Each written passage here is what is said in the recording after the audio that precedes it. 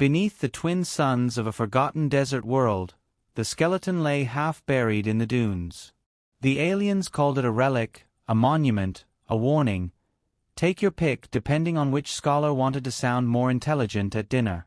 To the locals, it was simply the skull in the sand. Miles across, hollow-eyed, its ivory lattice stretched into the horizon like the bones of a god. And to humanity? Well, humans looked at it and immediately asked, "Can we make it fly?" That was the difference. The galaxy saw tombstones. Earth saw toolboxes. The Zirathai delegation stood nervously in the shade of the colossal bone arch, shimmering in their ceremonial silks. Ambassador Kelthin adjusted his gill wrap, eyeing the human beside him. "You cannot be serious," he croaked, his voice bubbling like soup on low boil. "That structure has been inert for 10,000 years. Every species that touched it perished." Captain Elias Ward smiled the kind of polite, infuriating smile humans specialized in. He tapped his data pad and gestured toward the excavation crews. Dozens of humans clambering up the rib cage, welding gear strapped to their backs, humming songs about beer and heartbreak. Perished, perhaps. But did they have duct tape? Kelthin's gills fluttered, which in his species was halfway between choking and disbelief. You cannot patch together ancient superweapons with adhesives. Wrong, Elias said cheerfully. We can. It's sort of our national hobby. You'd be amazed what humans can get running with duct tape, WD-40, and spite. Oh, and coffee. Lots of coffee. The ground rumbled faintly, dust sifting from the cavernous sockets of the skull ship. The human crews had attached scaffolds along the legs of the skeletal titan, sparks spitting from welding torches. Someone shouted, "Bring me the bigger wrench," in the universal tone of confidence masking chaos. Kelthin hissed, "This is not repair. This is desecration. That thing once slaughtered half the Quoven hives before they buried it here. And yet here it is, all tucked away like Grandma's china set," Elias replied. "Funny thing about humans, we never could resist second-hand stores. One person's cursed artifact is another's fixer-upper." The Zirathai ambassador tried again. "Captain Ward, you must understand, the galaxy mocked your people for centuries because you are reckless, primitive." "Yes," Elias said, voice still honey-smooth. "But remind me, who asked us to fight their wars last cycle?" "All right. Everyone. You don't call a primitive ape when you want polite conversation. You call him when you need someone willing to swing a chair in the bar fight." Kelthin opened his mouth, then closed it again. The first power surge happened on day 4.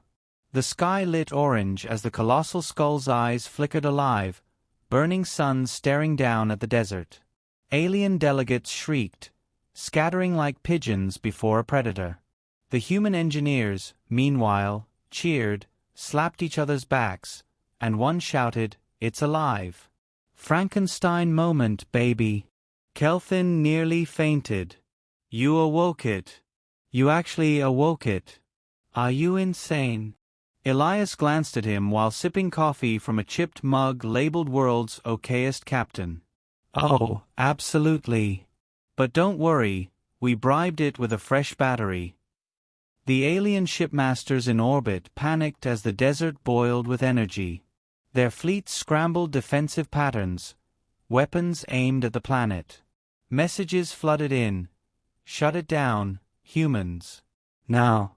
Elias politely transmitted back, "Sorry, bit busy. We're installing cup holders." Rumors spread like wildfire. The humans were rebuilding a Quoven God engine, something the galaxy thought safely buried forever. Diplomats pleaded.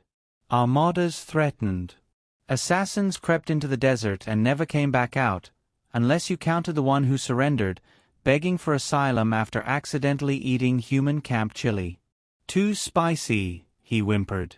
Burns worse than plasma. By week 2, the skeleton no longer looked like a ruin. Plates of steel and patchwork plating covered its gaps. Railguns bristled along its spine. Its eyes glowed steadily, twin infernos waiting for orders. The Alien Council broadcast a galaxy-wide decree: Earth has gone mad. Contain them. Humanity responded by live streaming the first engine test. Someone painted teeth on the hull. Someone else named it Big Boned. When the engines roared to life, the desert floor fractured. Sand whipped into storms, the entire world trembling under the awakening of the war machine. It rose, impossibly, with a sound like thunder in a cathedral. Humanity had taken a skeleton and given it a heartbeat. Conflict came fast. The first fleet of the Syrinx Dominion arrived in system, declaring the war machine a galactic threat. Elias Ward, still polite, still calm, greeted them over comms. "Captain Ward," the Syrinx admiral hissed, mandibles clacking, "surrender the abomination or face annihilation." Elias stirred sugar into his coffee. "With respect, Admiral, do you remember when humans invented nuclear weapons? The entire galaxy predicted we'd wipe ourselves out. Instead, we invented Netflix. We get bored easily, but we also get creative. So, do you want to test us today?" The Admiral snarled. The skeleton ship opened its eyes fully. A beam of searing light cut the nearest Syrinx cruiser in half, leaving silence on the comms. Elias leaned back in his chair. "Consider that the 'please' in my sentence." Fear spread. Every species that had once laughed at Earth suddenly remembered humanity's history. The war survived, the disasters overcome, the habit of turning death machines into toys. They whispered, "If humans can resurrect a god engine, what else can they do?" The galaxy's greatest tacticians gathered, trying to predict humanity's strategy. But humans had no single strategy.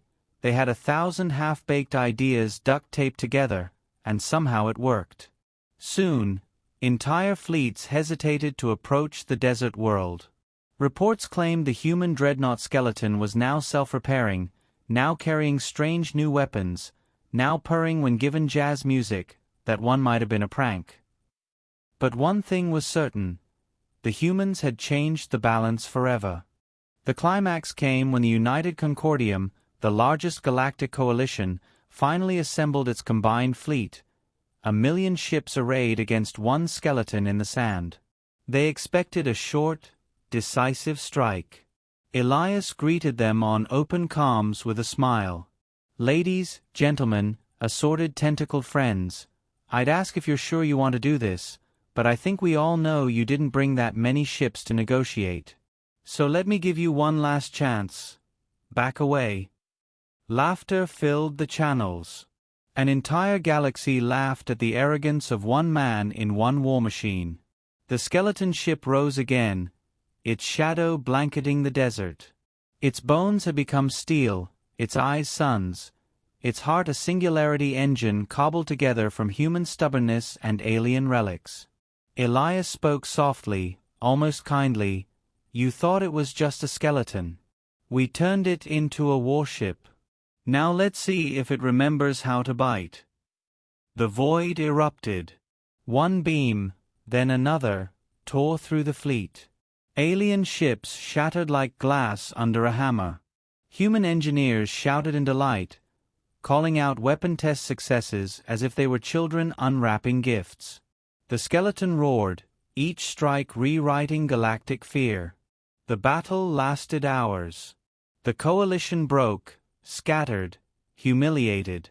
Humanity stood victorious, not because they were the strongest, but because they were the only species mad enough to weaponize a fossil. Resolution came quietly. The skeleton rested in orbit now, humanity's newest flagship. Ambassadors arrived, this time in silence, bearing treaties instead of threats. The galaxy understood. Mock the humans if you like, but never underestimate them. Elias sipped his coffee, watching the stars. "Funny, isn't it?" he said.